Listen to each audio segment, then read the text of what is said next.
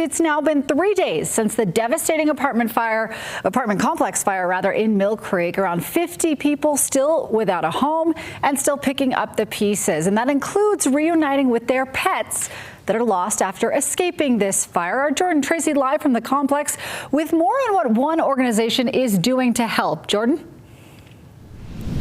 Well, Lindsay, as you said, picking up the pieces as we look at what remains of this apartment complex, the burn scar on the brush that led to this fire. Now, Whiskers is a rescue organization, and they are helping try to rescue the cats that have been missing from this fire. Officials are actually letting the group on the scene to set traps and search for the missing cats. Those traps include a camera on them so that it will alert if a cat actually ends up in the trap. Also, they're asking people to keep an eye out if they see these cats in order to let them know if they are able to find them. Again, it's a devastating thing to have a missing animal in this situation. They're asking the public to really keep an eye out. Usually cats in this type of situation will travel out in about a 2-block radius. They are terrified, they leave the property, and the reason we have traps set on site is because some of them will hunker down and hide on site, and some of them will leave the property and come back to the site once things are quiet.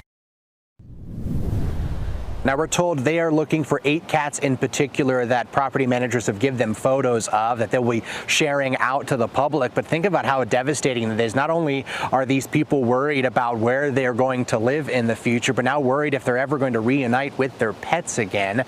Now, we're also learning some more interesting things about the brush fire, but we'll tell you more about that coming up at 5 o'clock, Lindsay. Yeah, Jordan, I did want to ask you about that. I know you were there on Friday. We appreciate all the reporting that you've done, of course, when the fire broke out, and the city is now saying some new things about the days leading up to the fire. What have you learned?